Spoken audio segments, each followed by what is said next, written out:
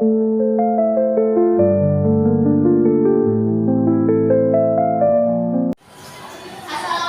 warahmatullahi wabarakatuh. Waalaikumsalam warahmatullahi wabarakatuh. Gimana kabarnya anak-anak? Baik, Bu. Alhamdulillah, semoga dalam keadaan baik terus ya. Sebelum kita belajar, mari kita berdoa. Tapi sebelum itu kita bernyanyi dulu, oke? Oke, Bu.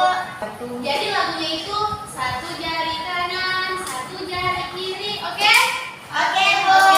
Kita itu satu, dua, tiga. Satu jari kanan, satu jari kiri, ku gabung menjadi dua, ku buat jembatan panjang. Dua jari kanan, dua jari kiri, ku gabung menjadi empat, ku buat kamera cekret. Tiga jari kanan, tiga jari kiri, ku gabung menjadi enam, ku buat menara tinggi. Empat jari kanan, empat jari kiri, ku gabung menjadi delapan, ku buat telinga kelinci.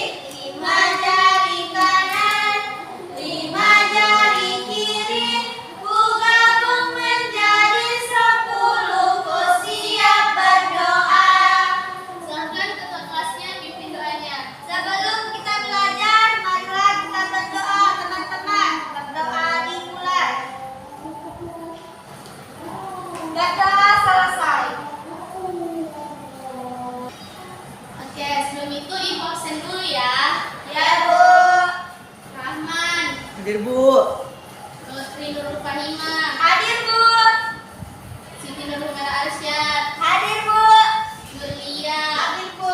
Nur Rahma, hadir ibu. Desita Maharani. Hadir, Bu. Oke, semuanya hadir ya. Siap, ya, Bu. Sebelumnya ada yang masih ingat pelajaran kita minggu lalu? Saya, Bu. Ya, menurut Nurul Fanima apa? Minggu lalu kita mempelajari sinonim dan antonim, Bu. Ya, betul sekali. Jadi minggu kemarin kita belajar sinonim dan antonim. Ada yang masih ingat sinonim dan antonim itu? Sinonim itu, Bu, persamaan kata. Antonim itu lawan kata, Bu. Iya, betul sekali. Jadi materi kita hari ini yaitu ide pokok. Adapun tujuan pembelajarannya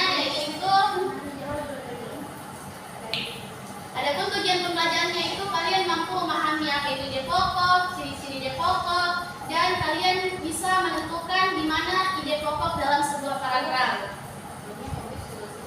Sebelumnya ada yang pernah dengar kata ide pokok? Tidak, Bu. Jadi ide pokok itu adalah ide atau gagasan yang menjadi pokok pengembangan paragraf. Makanya nama lain dari ide pokok adalah gagasan utama. Nah, ide pokok ini terdapat di kalimat utama pada setiap paragraf. Hanya ada satu ide pokok.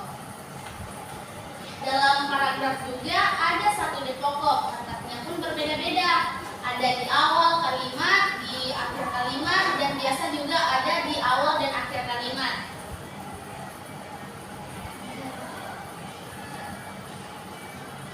Nah, ciri-ciri dari ide pokok itu bersifat umum atau dijelaskan dalam informasi lain. Yang kedua, mengandung inti permasalahan dari paragraf. Ketiga, berdiri sendiri. Keempat, hanya ada satu ide pokok dalam satu paragraf. Kelima, memiliki kalimat penjelas atau kalimat pendukung. Dan yang terakhir itu dikemas dengan kalimat yang lugas dan efektif. Paham? Paham, Bu. Nah, fungsi ide pokok ini terbagi menjadi dua, yaitu penulis dan pembaca. Bagi penulis, ide pokok sebagai pengendali agar kalimat-kalimat pendukung nantinya tidak keluar dari ide atau gagasan pokok yang digunakan. Lalu, bagaimana fungsi untuk pembaca? Nah, kalau fungsi untuk pembaca sebagai dalam memahami isi bacaan sehingga maksud bacaan lebih mudah dipahami. Adapun cara-cara menentukan ide pokok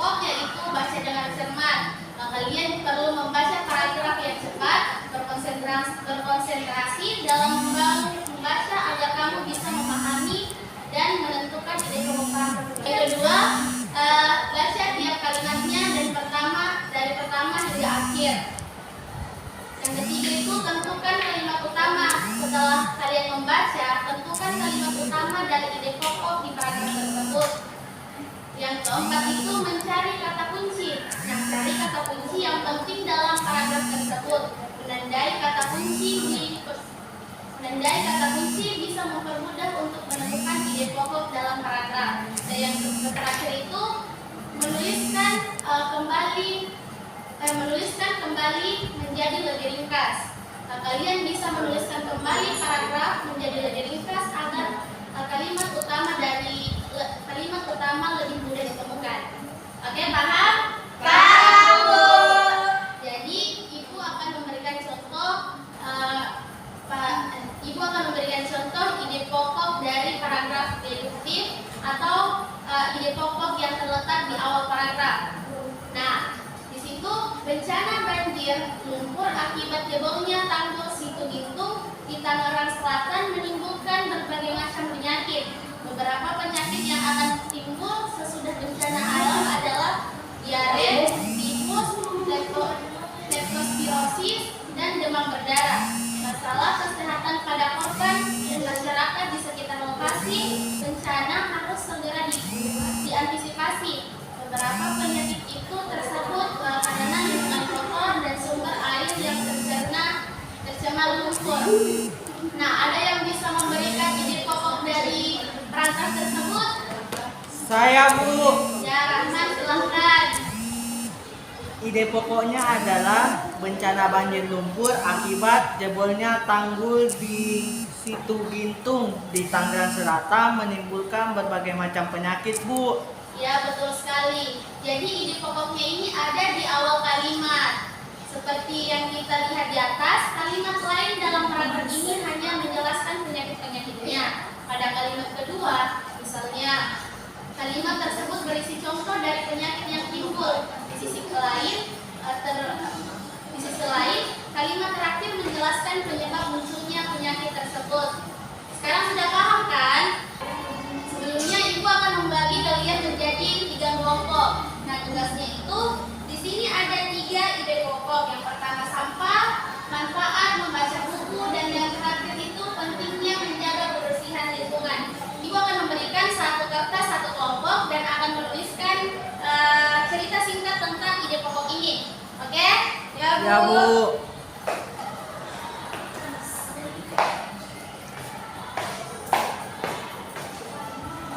Terima kasih, Ibu. Panas banget ya Allah.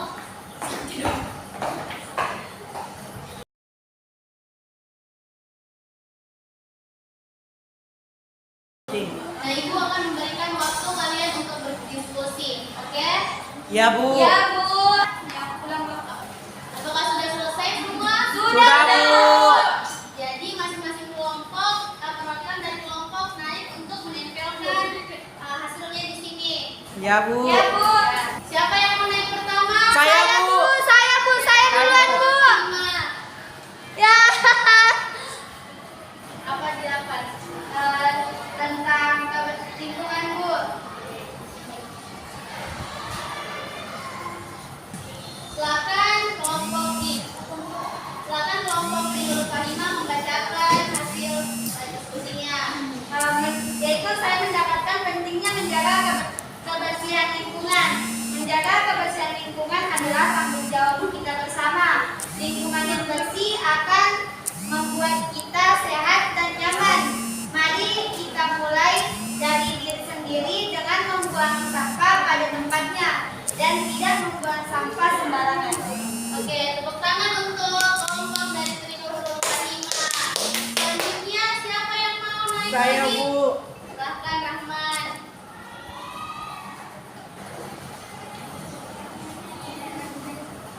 Rahman Jadi, mendapatkan apa? kelompok saya mendapatkan tentang sampah, Ibu. Ya, silakan baca.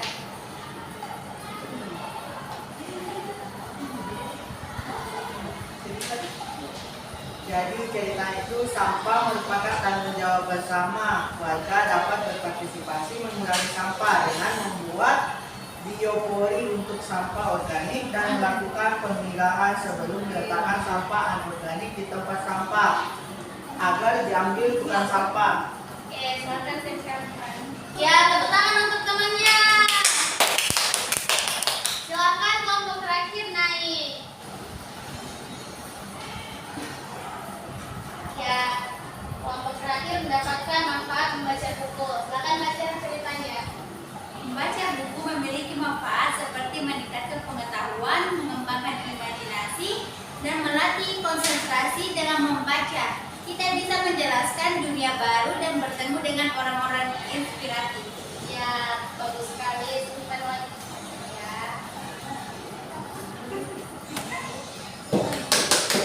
Beri tepuk tangan untuk kelompok terakhir. Oke, jadi sekarang kalian sudah paham kan tentang ide pokok? Sudah, Bu. Sekarang ada yang mau menyimpulkan apa itu ide pokok? Saya, Bu. Ya, Rahman, silakan. Ide pokok adalah Oke, sepertinya kalian sudah paham semua.